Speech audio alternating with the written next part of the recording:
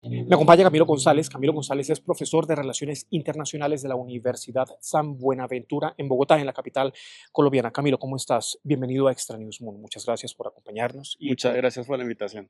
por tu tiempo, sobre todo, porque es sumamente acá necesario para explicar a la audiencia de fuera de Colombia, ¿no? ¿Qué es lo que está pasando en este país cuando estamos viendo que un candidato que no tiene experiencia política integra además las filas de la ultraderecha? Y esto hace recordar muchísimo lo que pasó en Argentina, en El Salvador y también en Ecuador. Una persona sin experiencia política que está liderando nada más que el proceso presidencial, nada más y nada menos. Así es. Bueno, lo que estamos viendo en América Latina, particularmente con esos países que mencionas y aquí en Colombia, es la idea de que ciertamente la derecha está sufriendo una mutación. Y es una mutación que le sale por derecha. Y es algo muy importante porque lo que está sucediendo es una suerte como de reivindicación de lo que es la verdadera derecha. Entonces, si vemos el caso de Colombia, es particularmente muy llamativo porque la ultraderecha es la que venció a la derecha. Y era una derecha obviamente muy asentada en lo tradicional, en el conservadurismo y sobre todo con el uribismo. Cuando tú me dices, perdona que te interrumpa, cuando tú me dices la verdadera derecha, eso me hace evocar como que están mostrando la verdadera cara. Así es decir, es una derecha mucho más conservadora, mucho más coherente particularmente con lo que dice y con lo que hace, y por eso pues obviamente incluso, ¿por qué sale derrotada el Centro Democrático? Porque incluso su propuesta de candidatura es lo más incoherente que uno puede ver en una papeleta de la derecha, y es particularmente una mujer y un hombre gay en la, digamos, en la fórmula presidencial. En cambio, si uno ve en la ultraderecha, hay unos valores muy claros: Dios, patria y familia.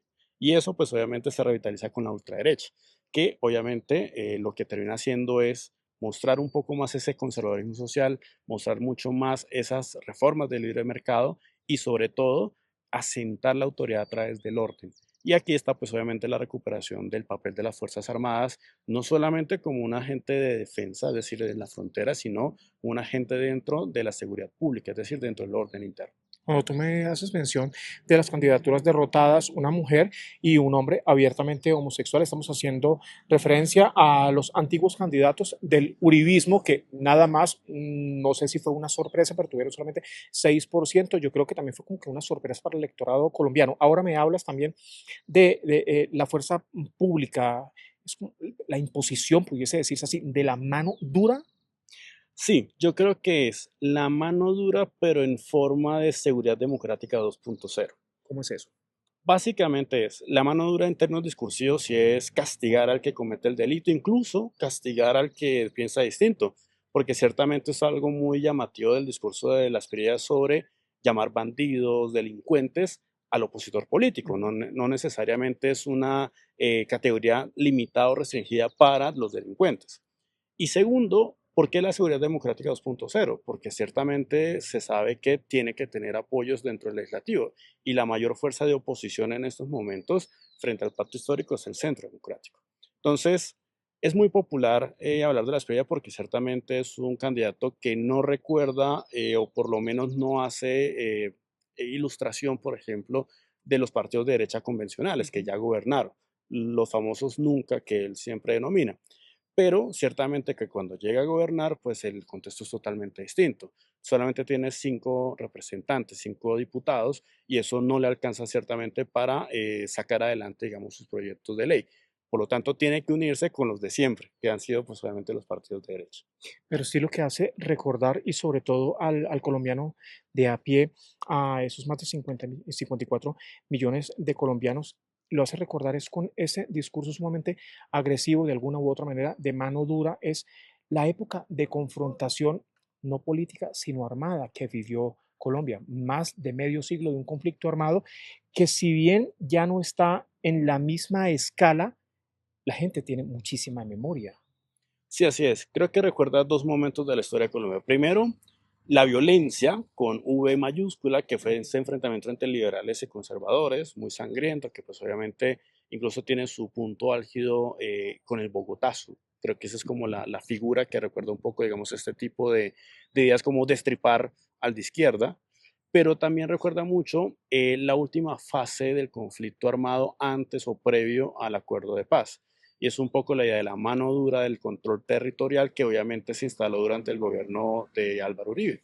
Entonces, por eso digo que ciertamente hay como una especie de un empaquetamiento dentro de seguridad democrática 2.0 dentro de la mano dura. O sea, si la mano dura es el elemento más duro, si se quiere, pero dentro de, digamos, dentro de la política institucional es una seguridad democrática 2.0, que seguramente buscará el control territorial para la recuperación incluso de ciertos territorios que obviamente estén muy relacionados con inversiones, no solamente sociales, sino también inversiones de grandes empresas, que eso es obviamente lo que buscaba un poco los famosos tres huevos de Uribe, ¿no? Que era Ujú. la seguridad, la inversión y pues obviamente el control territorial. Eso pudiese hacer mención también que es como que una especie de caja de Pandora, porque cuando se destapa, wow, ¿qué se puede conseguir acá, no? ¿Qué podemos encontrar? ¿Qué pueden conseguir los colombianos? Es algo muy significativo el hecho de decir que De la Espriella quiere importar el modelo Bukele. El problema es que esto es como ciertamente tener una pecera pequeña con un pez grande. ¿Y a qué me refiero con esto? Pues que ciertamente El Salvador, por su extensión territorial, por su población, pues obviamente no es Colombia. Y sobre todo, la amenaza de seguridad en El Salvador era infinitamente muy inferior a lo que tenemos en Colombia. En Colombia tenemos múltiples violencias y tenemos múltiples actores, digamos, que generan inseguridad. Entonces, ¿qué es lo que sucede? Seguramente puede suceder lo que está pasando en el Ecuador, que no sabiendo diagnosticar muy bien de dónde provienen las, digamos, las inseguridades, o es decir, las amenazas a la seguridad, y sobre todo no conociendo de fondo cuáles son los incentivos que tienen estos grupos armados ilegales, ciertamente lo que se hace es enfrentar este problema con el riesgo de que efectivamente se genere un baño de sangre, es decir, que la medicina termine siendo peor que la enfermedad. Que el remedio dice lo que Exacto. sea.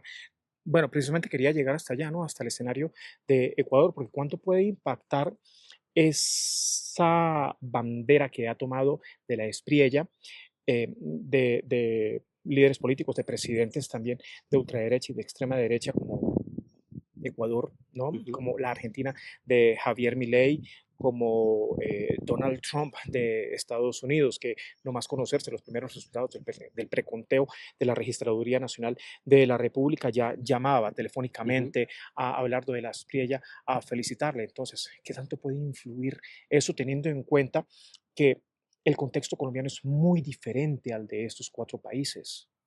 Yo creo que influye demasiado. De nuevo, el hecho de afrontar de manera simple, digamos, un problema tan complejo, pues obviamente termina generando nuevos problemas. Y creo que eso es uno de los grandes riesgos que tiene la política de seguridad de Colombia.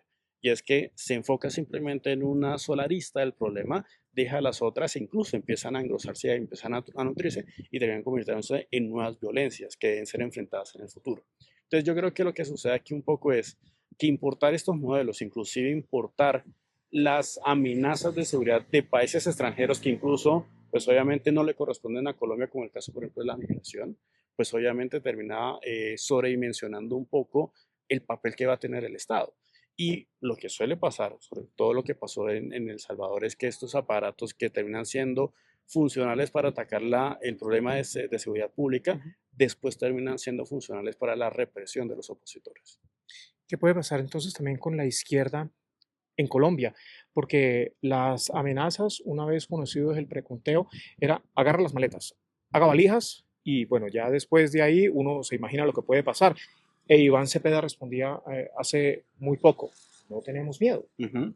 Sí, como bien decía el candidato Cepeda, están curtidos. Creo Mm. que, digamos, la izquierda, digamos, ha tenido un proceso de trayectoria política muy significativo porque si antes era una izquierda minúscula, que obviamente pues tenía de alguna forma como esta relación con la insurgencia, después termina siendo, digamos, un gran partido como es el Pacto Histórico, pues esto de alguna forma lo que, digamos, hace, digamos, hincapié es que la izquierda tiene raíces en la sociedad. Una cosa contraria que es lo que Ujú. sucede con la derecha, y es que la derecha está apostando por líderes outsiders, es decir, se está desinstitucionalizando. Eso es un Ujú. proceso totalmente, digamos, en vía contraria, si se quiere. Mientras la izquierda busca crear partidos que sean muy representativos, que incluso tengan como esa conexión con organizaciones de base de la sociedad, la derecha está haciendo todo lo contrario, y es que no está apelando a sus partidos, sino que está apelando a figuras. Y eso pues obviamente termina desinstitucionalizando el lazo, porque ya el lazo no es programático, el lazo simplemente es un lazo más afectivo, es un lazo de te odio o te amo. Mm. Y eso pues obviamente termina siendo muy complicado a la hora de gobernar, porque ciertamente no se puede gobernar sobre la base de la popularidad. Es un gran riesgo porque en caso de cuando llegue a perder el poder un personaje de estos, pues obviamente cómo va a poder reaccionar.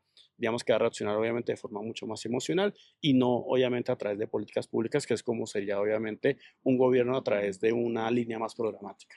Camilo, sintetizando un poco, ¿cuál es el país que está en riesgo en este preciso momento, cuando hay un preconteo, cuando falta un resultado oficial por parte del CNE, pero cuando difícilmente también ese resultado varía en función del preconteo? Creo que es un país que ha cambiado en términos de las prioridades que tiene el ciudadano de a pie. Yo creo que el hecho de que el acuerdo de paz en algo haya sacado, haya desplazado a la seguridad como principal tema, es lo que ha hecho que la izquierda haya retomado, digamos, la posta en esta carrera electoral.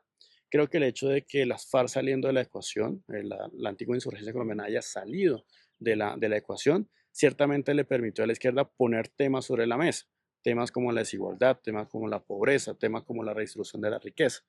Eso, de alguna forma, ha generado mucha, digamos, acogida dentro de los electores.